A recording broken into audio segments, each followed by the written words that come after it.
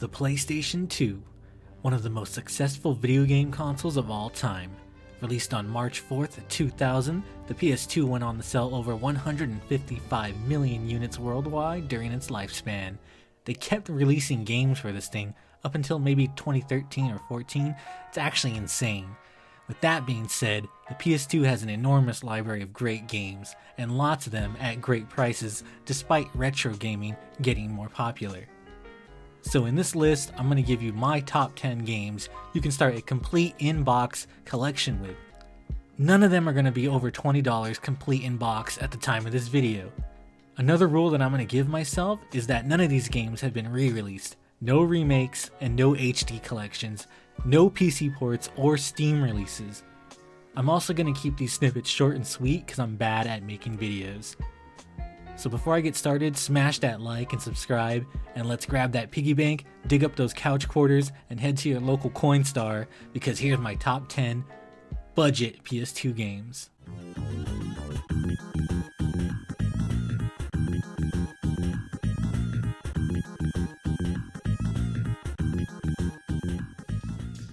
Amplitude. Amplitude is a rhythm game developed by Harmonix, the same team that went on to develop Rock Band. The similar track-based rhythm game formula originated here. The track is split up by instruments, vocals on one, drums on another. Then you gotta piece together the music bits into one coherent song. And you can actually play licensed music from bands at the time, POD, Blink-182, and Garbage. You can scoop this one for close to $10, more or less.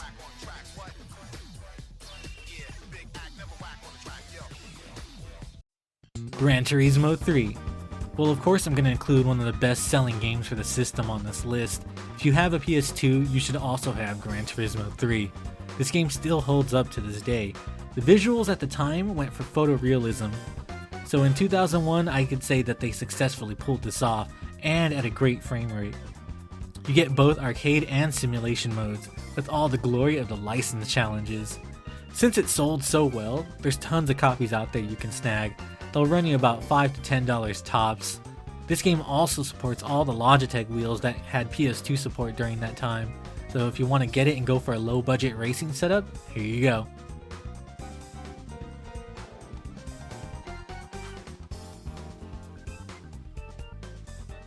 Dark Cloud. If you like action RPGs, check out Level 5's Dark Cloud. Now, when this game was first being shown to us Americans, we all thought, oh my god, PS2 Zelda, PS2 Zelda. It's definitely not a Zelda clone. It's a unique dungeon crawler with city building elements. You'll find houses, roads, and all other types of stuff in the dungeons to rebuild your town with. It also features procedurally generated dungeons and a unique weapon leveling system. You're either going to love it or hate it, but it's for sure one cheap game for complete in-box copy. And the Black Label or the Greatest Hits label, they're either going to run you around $9, maybe give or take.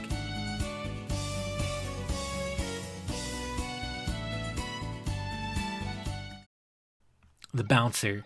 The Bouncer is a 3D beat-em-up with a deep 4-button fighting system developed by Square and Dream Factory, the same team that developed Tobal 1 and Tobal No. 2, and the dreaded Kakuto Chojin.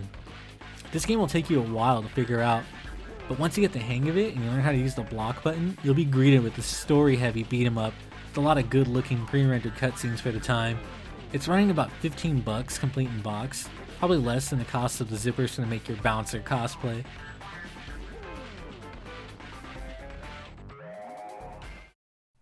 Maximo. Maximo Ghost to Glory is a spiritual successor to Ghosts and Goblins. It's a lot of the same tropes. Once you receive damage, you'll lose armor to the point where Maximo's left with only in his boxers. This is not an easy game. You're likely gonna die a lot while you're learning how to play. Just like Ghosts and Goblins, practice will make perfect. But this is a good game, with solid platforming and brutal, should I say, Souls difficulty. It has a good addictive factor too, and it's only gonna run you around $12 for complete in box.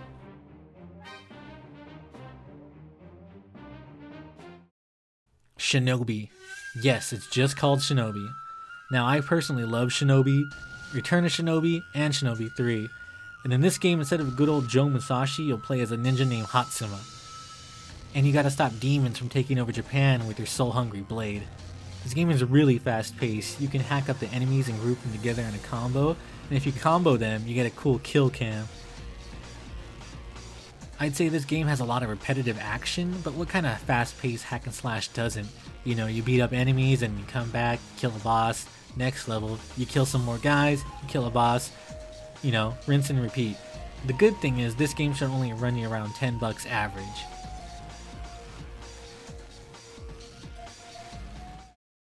Legaia 2. Now ignore Legaia 1, pretend it doesn't exist. You are the token village swordsman Lang, and you gotta retrieve 3 shattered stones and restore the world. If you ignore Legaia 1, all you get here is a unique RPG with each attack is mapped to direction on the D-pad, and certain direction combos create more powerful attacks called arts. There's not too many games with a fighting system like this one, and that's what stood out for me. Granted, the visuals leave a little bit to be desired, but I think this was a budget game at the time, and it might contribute to it getting average reviews, and it probably sold less than even the first game. But hey, this is not a bad game, and it's going to run you around $12 average.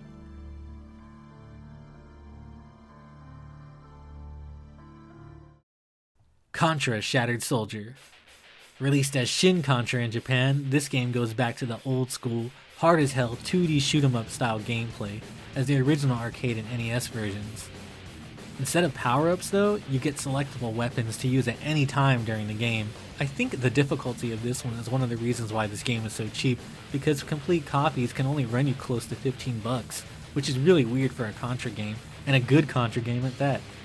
Hell, I didn't even bother to make it past the first stage for this footage, so if you love old school gameplay, get this one.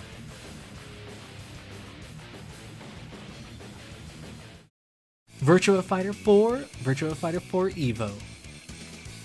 Okay, so this one's cheating because you can flip-flop and they're tied in my book because they're nearly the same game, only Virtua Fighter 4 Evo has a few differences. Those differences being different movesets and a couple of different characters. Sega was a pioneer with 3D fighting games. They were one of the first to use 3D polygons in arcade games, and VF was used to push this technology. Virtua Fighter 4 is a great value on the PS2. The game offers tons of single-player content.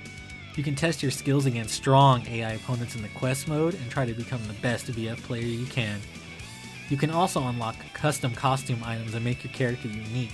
VF4 is actually one of the first fighting games to offer such a mode. Things like this are standard nowadays. As a bonus, you get the 10th anniversary mode that lets you play the new VF4 playstyle, but with Virtua Fighter 1 graphics. It's actually kinda neat. This game was only released as a greatest hits, so it's gonna run you around $5 average, and that's insane.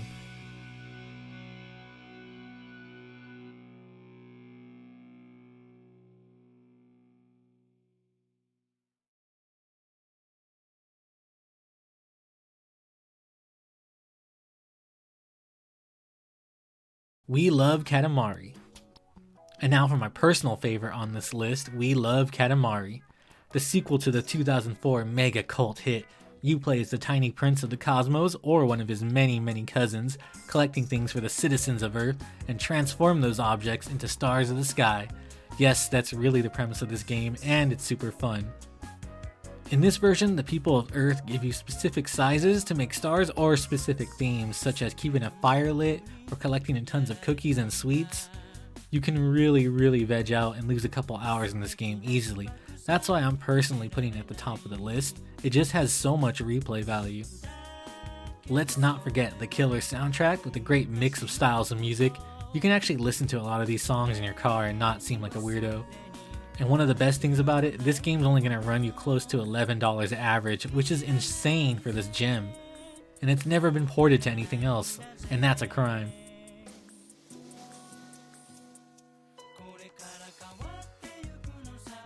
And that is my list, guys. So if you wanted to start a complete in-box PS2 collection, and you didn't want to spend too much, none of these games are going to run you over $20, like I said at the time of this video.